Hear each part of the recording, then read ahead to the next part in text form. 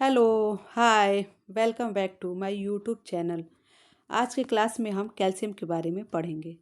Calcium को CA से भी दर्शाते हैं।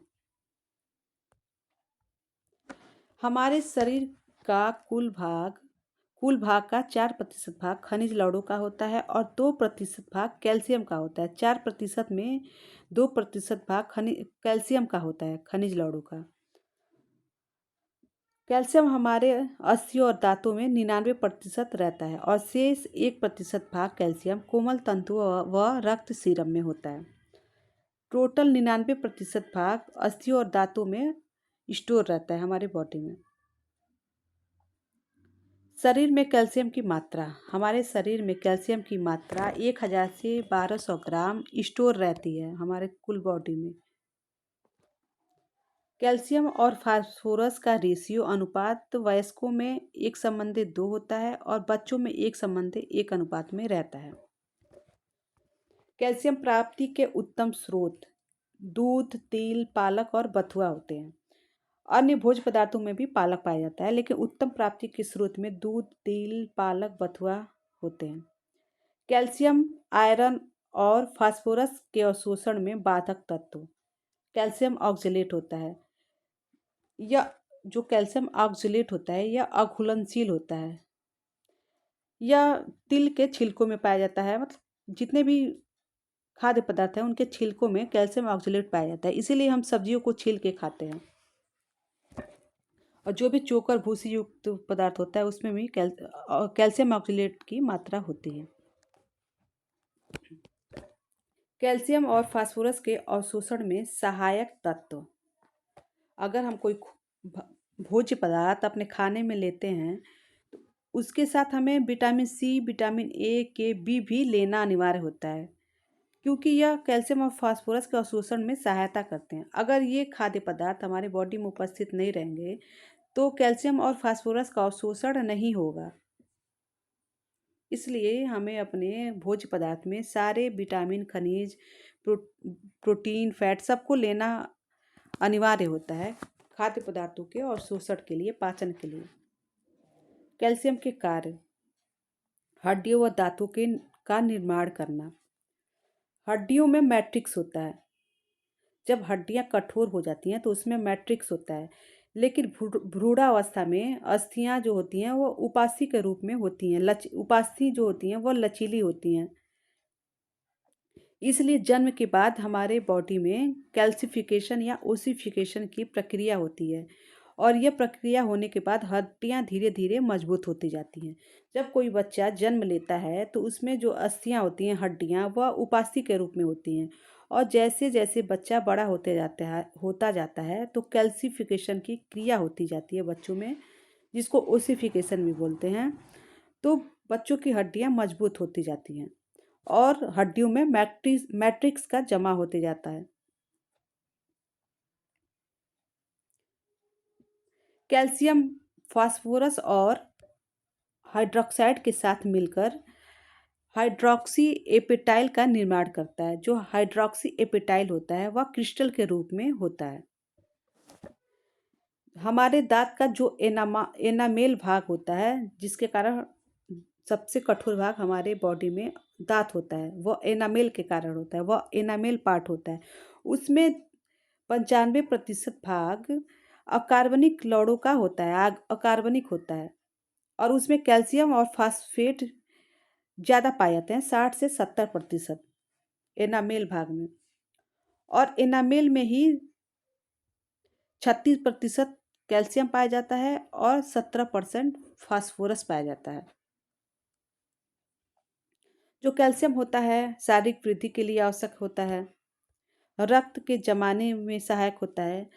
क्वेश्चन आता है, रक्त के जमाने में या जमने के लिए कौन सा मिनरल सहायता करता है या आवश्यक होता है, तो वह कैल्शियम होता है। यह रक्त के जमने के लिए या जमाने के लिए सहायता करता है हमारे बॉडी में। हमारे रक्त में कैल्शियम की मात्रा, सामान्य मात्रा कितनी होनी चाहिए? वह 9 से 11 माइक्रोग्राम प्रति 100 ml रक्त में होनी चाहिए। इससे कम होने पे हमारे बॉडी में कैल्शियम की कमी हो जाती है। कैल्शियम की कमी का प्रभाव, हमारे बॉडी में कैल्शियम की कमी से क्या प्रभाव पड़ता है? जब हमारे बॉडी में कैल्शियम की कमी होती है तो हाइपोकैल्सीमिया हो जाता है। कैल्शियम की कमी का मतलब हाइपो से इंडिकेट करते हैं, और कैल्शियम की अधिकता को हाइपो, किसी भी चीज़ की अधिकता या कमी को हाइपो से इंडिकेट करते हैं और अधिकता को हाइपर से इंडिकेट करते हैं। जो कैल्शियम की कमी होता है उसकी वजह से बच्चों में रिकेट्स रोग हो जाते हैं, जिसको पिजन चेस्ट बोलते हैं। उनके पैर धनुषाकार हो जाते हैं, अस्थि विकृति हो जाती है। यह स्पेशली 6 से 2 साल की उम्र में होता है। रिकेट्स, बोलैक्स, पिजन चेस्ट, ये सब कैल्शियम की अधिकता से हाइपर कैल्सीमिया हो जाता है। कैल्शियम का स्तर बढ़ जाता है और इसमें कैल्शियम का स्तर घट जाता है।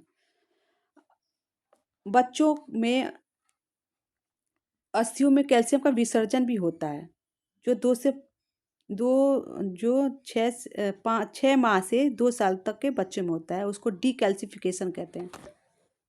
अस्थियों में कैल्शियम का विसर्जन होना डीकैल्सिफिकेशन कहलाता है। यह 6 माह से 2 साल के बच्चों में होता है।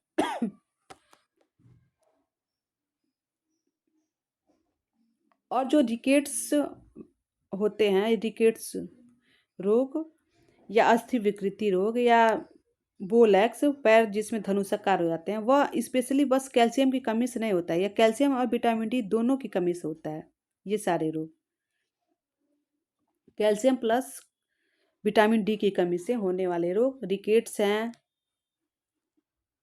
ऑस्टियोपोरोसिस भी है, ऑस्ट्रोमलेशिया, हाइपरकैल्सीमिया, ये सब सारे रोग हैं। ऑस्टियोपोरोसिस यह वृद्धों में होता है। वृद्धों में ऑस्टियोपोरोसिस रोग हो जाता है, जिसमें अस्थियों में छिद्र हो जाता है, अस्थियां कमजोर हो जाती हैं और आसानी से टूट जाती हैं। ऑस्टियोमलेशिया यह प्रौढ़ों में होता है, वयस्कों में, और स्पेशली यह पुरुषों की अपेक्षा महिलाओं में होता है। वो महिलाएं जो बच्चों को दूध पिलाती हैं, जो गर्भवती होती हैं, उनको ज़्यादा होता है ऑस्टियोमलेशिया। हाइपरकैल्सीमिया, हाइपर का मतलब बड़ा हुआ तो कैल्शियम की अधिकता होगी, हाइपो का मतलब घटा हुआ। हाइपोपैराथायराइड्स यह कैल्शियम की कमी से होता है। हाइपोपैराथायराइड्स यह कैल्शियम की कमी से होता है। इडियोपैथिक यह 5 से 8 माह के शिशुओं को होता है। इसमें कैल्शियम और विटामिन डी दोनों की कमी होती है, जिसके कारण इडियोपैथिक रोग हो जाता है। प्रौढ़ों एवं वृद्धों में कैल्शियम की अधिकता से दुग्ध क्षार नामक बीमारी हो जाती है, जिसको मिल्क एल्कलाइन सिंड्रोम भी बोलते हैं। कैल्शियम के अवशोषण को प्रभावित करने वाले तत्व या उसको कैल्शियम के अवशोषण में सहायता करने वाले तत्व विटामिन डी होता है। कैल्शियम के साथ हमें विटामिन डी भी लेना पड़ता है, जिससे हमारा कैल्शियम आसानी से अवशोषित हो जाता है। कैल्शियम के साथ फास्फोरस भी लेना पड़ता है। विटामिन डी या विटामिन डी के अवशोषण के लिए कैल्शियम और फास्फोरस का मिश्रण आवश्यक होता है, और कैल्शियम के अवशोषण के लिए विटामिन डी और फास्फोरस का मिश्रण आवश्यक होता है। मतलब कैल्शियम, विटामिन डी और फास्फोरस ये तीनों भाई हैं। इन तीनों को एक साथ रहना जरूरी होता है। अगर एक साथ नहीं रहेंगे तो इन तीनों में किसी का पाचन या अवशोषण आसानी से नहीं होगा। इसलिए हमें अपने भोज्य पदार्थ में कैल्शियम के साथ विटामिन डी, फास्फोरस लेना पड़ता है और लेना चाहिए। उसके बाद भोज्य पदार्थों का अम्लीय होना आवश्यक होता है। कैल्शियम के अवशोषण के लिए भोज्यों का जो भोज्य पदार्थ हम खाते हैं उसका माध्यम अम्लीय होना चाहिए, तब कैल्शियम का अवशोषण आसानी से होगा। लैक्टोज शर्करा भी होनी चाहिए। साथ में लाइसिन, जो लाइसिन होता है आवश्यक अमीनो अम्ल, उसका भी होना आवश्यक होता है। यह दालों में पाया जाता है ज़्यादातर, लाइसिन, और दूध में इसकी अधिक मात्रा पाई जाती है लाइसिन की। कैल्शियम के अवशोषण में बाधक तत्व, वो कौन से तत्व हैं जो कैल्शियम के अवशोषण में बाधा उत्पन्न करते हैं? पहला तो ऑक्जेलिक अम्ल होगा। वसा की अधिक मात्रा, अगर हम वसा की अधिक मात्रा अपने खाद्य पदार्थों में ले रहे हैं तो कैल्शियम का अवशोषण नहीं हो पाएगा, क्योंकि जो कैल्शियम होता है वह वसा में घुलनशील विटामिन होता है, और वह वसा में घुल जाएगा, इसलिए वह हमारे मल, यूरिन और पसीने के थ्रू निकल जाएगा इसलिए वसा की मात्रा अधिक नहीं होनी चाहिए, नॉर्मल वसा की मात्रा होनी चाहिए। जो छोटी आंत होती है, आंत नली, उसका माध्यम क्षारीय नहीं होना चाहिए। अगर क्षारीय होगा तो कैल्शियम का अवशोषण नहीं होगा, उसका माध्यम अम्लीय होना चाहिए। फाइटिक अम्ल ये भी ऑक्जेलिक अम्ल की तरह होता है। यह कैल्शियम के अवशोषण में बाधा उत्पन्न करता है। फिर सेल्यूलोज की अधिकता, हमें अपने भोजन में सेल्यूलोज अधिक मात्रा में नहीं लेना चाहिए, क्योंकि जो सेल्यूलोज होते हैं वह हमारे कब्ज में सहायता तो करते हैं, लेकिन इनका पाचन नहीं होता है, यह हमारे मल के थ्रू निकल जाते हैं। इसलिए सेल्यूलोज की मात्रा अधिक नहीं लेनी चाहिए। कैल्शियम का उत्सर्जन, कैल्शियम का उत्सर्जन हमारे बॉडी में मल, मूत्र और पसीने के माध्यम से होता है, और हमारे बॉडी में डेली 320 माइक्रोग्राम कैल्शियम का उत्सर्जन होता है, जिसमें 125 माइक्रोग्राम मल के माध्यम से, 175 माइक्रोग्राम मूत्र के माध्यम से और 20 माइक्रोग्राम पसीने के माध्यम से कैल्शियम का अवशोषण प्रतिदिन होता है। तो टोटल 320 माइक्रोग्राम कैल्शियम का अवशोषण हमारे बॉडी में होता है। अवशोषण नहीं, उत्सर्जन, सॉरी, निष्कासन या उत्सर्जन। दैनिक मांग, एक जो सामान्य पुरुष होता है उसको डेली प्रतिदिन 1000 माइक्रोग्राम कैल्शियम लेना चाहिए, स्वस्थ व्यक्ति को स्वस्थ रहने के लिए। एक सामान्य स्त्री को स्वस्थ रहने के लिए 1000 माइक्रोग्राम पर डे कैल्शियम की मात्रा लेनी चाहिए।